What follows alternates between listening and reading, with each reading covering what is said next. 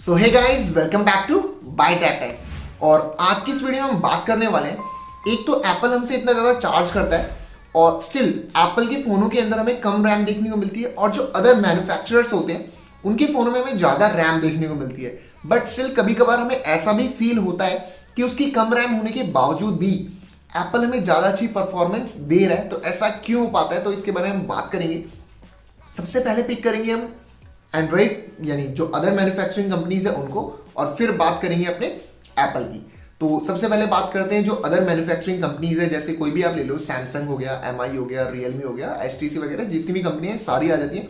और आपको पता ही है कि एंड्रॉइड के अंदर रिसेंटली तो 12 GB 16 GB तक के फोन आ रहे हैं। तो इसके पीछे का रीजन क्या है? तो जो हमारी जो मैन्युफैक्चरिंग है, यानी जो यहाँ पर जो ओएस यूज होता है वो यूज होता है एंड्रॉइड का।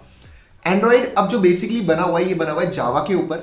और वैसे तो ये खुद में एक बहुत ही लाइट ओएस है, बट जितने भी मैन्युफैक्चरर्स होते हैं यानी जितनी भी कंपनियां होती हैं, वो यहाँ पर गूगल का एक तरीके से आप ये कह लो, अगर मैं अपने फ़ोन में अगर आपको सीधे स्टॉक एंड्रॉइड दे रहा हूँ कंपनी के मुताबिक, और तो वो यहाँ पर गूगल का सारी चीज़ हो गई और कंपनी का खुद का कुछ है नहीं।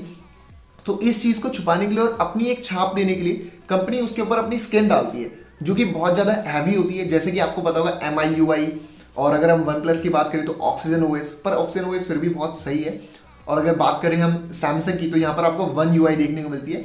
और इन UI की वजह से ये जो हमारा जो ऑपरेटिंग सिस्टम है वो बहुत ज़्यादा हैवी हो जाता है, जिस वजह से इसे खुद को बहुत ज़्यादा रैम की ज़रूरत पड़ती है। इसीलिए आपने देखा होगा जब आप एक फ़ोन परचेज करते हो, अगर आप उसके अंदर 6 GB रैम है तो उसके अंदर आपको 6 GB फ्री रैम देखने को नहीं मिलती।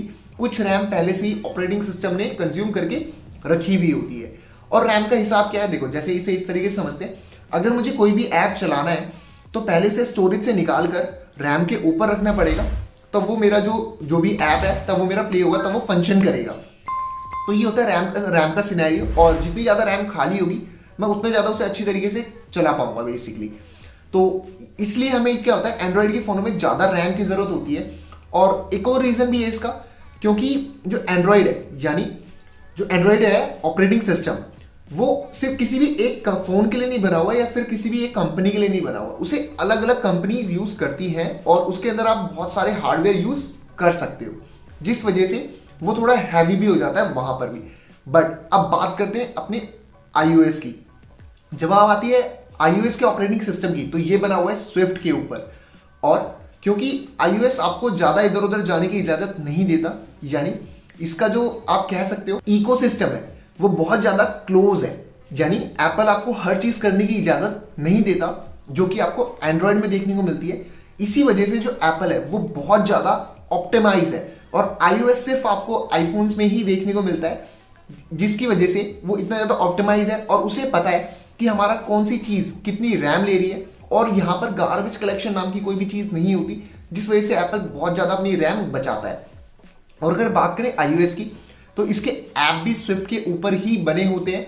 और उसी के साथ साथ जो iOS खुद में है, ये बहुत ही एक हल्का ऑपरेटिंग सिस्टम है, यानी एक बहुत ही लाइट वेट ऑपरेटिंग सिस्टम है, जिस वजह से ये इसे और ज़्यादा मैनेजेबल बनाता है और बहुत ज़्यादा हमें वहाँ पर खाली रैम देखने को मिल जाती है। और ऑप्टिमाइजेशन की वजह से भी आप कह सकते हो कहीं ना कहीं पर यहाँ पर जो बड़ा हाथ है वो है ऑप्टिमाइजेशन का।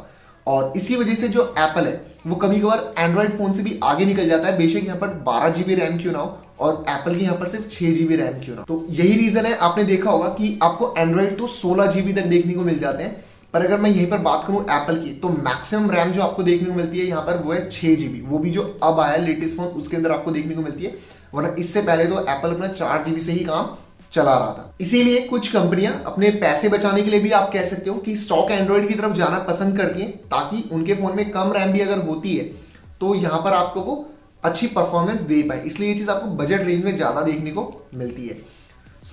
ये था रीज़न जिस वजह से हमें जो एप्पल होते हैं उसके अंदर कम रैम देखने को मिलती है, यानी बेसिकली आईफोन्स होते हैं उसके अंदर कम रैम देखने को मिलती है और एंड्रॉइड के अंदर हमें ज़्यादा रैम देखने को मिलती है।